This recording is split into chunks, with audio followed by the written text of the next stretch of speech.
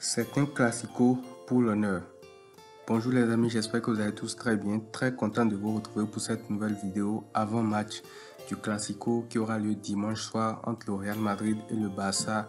Le FC Barcelone se déplace au Santiago Bernabéu, un stade qui sera assez difficile pour le Barça. Pour le compte de ce classico-là, on va tout de suite rentrer dans le vif du sujet en commençant bien sûr par le contexte qui est assez particulier, surtout pour le Barça qui est en très mauvaise posture pour cette fin de saison là.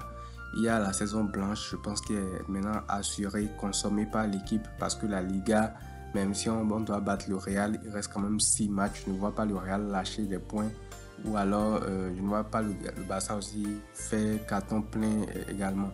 Donc la Liga c'est pratiquement mort. La Coupe du Roi, tu te fais éliminer par Bilbao qui a finalement remporté la compétition. La Ligue des Champions, tu la donnes. La Super Coupe d'Espagne, tu la paies également en janvier passé. Donc je pense que la saison blanche est assez claire, nette pour tout le monde. Et puis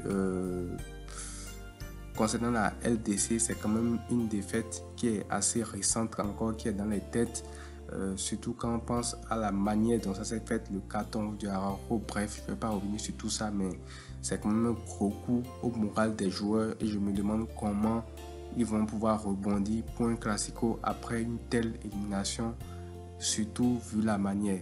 Quand tu rajoutes à ça le clash, enfin, le petit combat médiatique, je vais dire ça comme ça, entre Araujo et Gundogan concernant leurs déclarations et tout, tu te rends compte aussi que l'ambiance au sein du vestiaire n'est pas forcément la meilleure actuellement. Donc, c'est dans ce contexte-là, c'est dans cette atmosphère vraiment défavorable au Barça qu'on va jouer le Classico au Santiago Bernabéu. Et puis voilà, déjà le premier enjeu de ce Classico là, c'est de terminer quand même sur une bonne note parce que peu importe la manière dont tu te fais tartiner en Europe et tout, tu gagnes le Classico, tu termines quand même sur une bonne note. Tu bats le Real Madrid qui est ton rival de toujours. Ça aura quand même son prestige, ça aura quand même son importance pour la fin de cette saison-là. Ça va quand même permettre au Barça de se rassurer en quelque sorte. Je ne sais pas si c'est comme ça on peut le dire, mais ça aura quand même un impact assez positif, même si ça n'efface pas toutes les désillusions, tout le coup engendré par cette élimination en Ligue des Champions. Ça va quand même permettre au Barça d'avoir un match où tu bats ton rival historique. Ça reste quand même une bonne victoire et c'est quand même un truc à prendre en compte.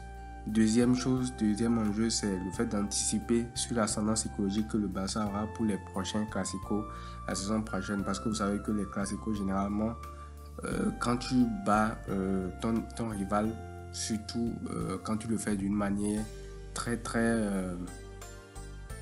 nette, ça crée quand même une sorte d'ascendant psychologique chez toi. Tu te dis prochainement, quand tu les vois, c'est eux qui vont avoir cette défaite là dans la tête et pas toi.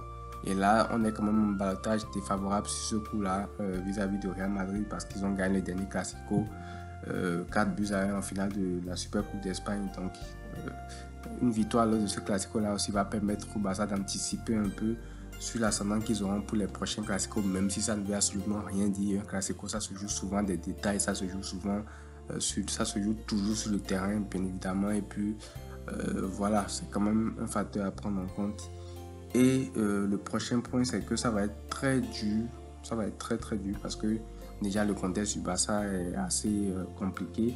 Et aussi le Real Madrid a gagné les 2 derniers Classicos, à savoir le Classico au Montjuic, 2-1 dans un match qu'on a maîtrisé de bout en bout. Mais voilà, le Real a fini par égaliser à la fin et ils ont gagné le Classico.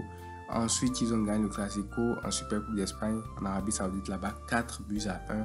En battant le Real Madrid, en battant le Barça du moins, triplé de Vinicius, etc. Je ne vais pas vous refaire le dessin. Donc ils ont quand même un ascendant sur le Barça dans cette confrontation-là. Et en plus de ça, contrairement à nous autres, ils sont qualifiés en demi-finale de la Ligue des Champions, 12e fois en 14 participations. C'est quand même une statistique assez incroyable. Et donc un gros boost de motivation pour eux, de confiance pour eux, après avoir battu Manchester City, qui aujourd'hui est la meilleure équipe du monde. Tu les sors en Ligue des Champions. Tu as 8 points d'avance sur le Barça au classement. tu vas aller les affronter, tu vas jouer dans ton stade. Donc c'est quand même beaucoup de facteurs qui font dans le sens du Real Madrid. Un autre enjeu pour le Barça, ce sera évidemment le fait de maintenir la deuxième place au classement général de la Liga. Actuellement, on a 5 points d'avance sur Gérone, en sachant qu'on va les jouer encore avant la saison. Donc ce match aussi va peser dans la course pour cette deuxième place là, parce qu'on va jouer Gérone et il y aura également encore d'autres matchs à jouer avant la fin de la saison. Donc concernant le Real Madrid, par ailleurs, ils ont joué 120 minutes contre City, prolongation, tir au but. On pourrait se dire que ça va les épuiser, ça va les fatiguer et tout. Mais il ne faut pas oublier un truc, c'est que finalement, ils ont gagné le match. Il y a une différence entre jouer 120 minutes, aller en prolongation, faire tout ça et finalement perdre le match. Et aller en prolongation, subir toute cette fatigue-là et finalement se qualifier. Il y a une grosse différence. Quand tu te qualifies finalement, ta confiance, ta motivation est toujours différente par rapport à un club qui s'est fait battre au final. Donc ça, je pense que ce ne sera pas vraiment un point important à prendre en compte, le nombre de minutes qu'ils ont joué face à City.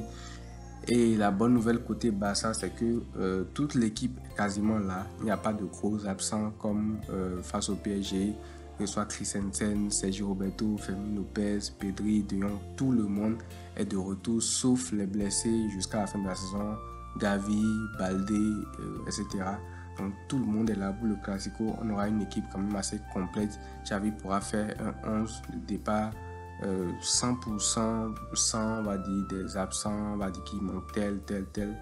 On a l'équipe qui est quasiment là pour ce match-là. Donc on ne peut qu'espérer qu'on fasse un match correct contre le Real Madrid. Et même si on perd, je ne veux pas une défaite où tu te fais tartiner un 4-0, une défaite encore humiliante qui viendra tout simplement plonger plus le Barça en fait. Donc voilà, on va tout de suite parler maintenant du 11 que j'aimerais que Xavi mette pour défier le Real Madrid au Bernabéu.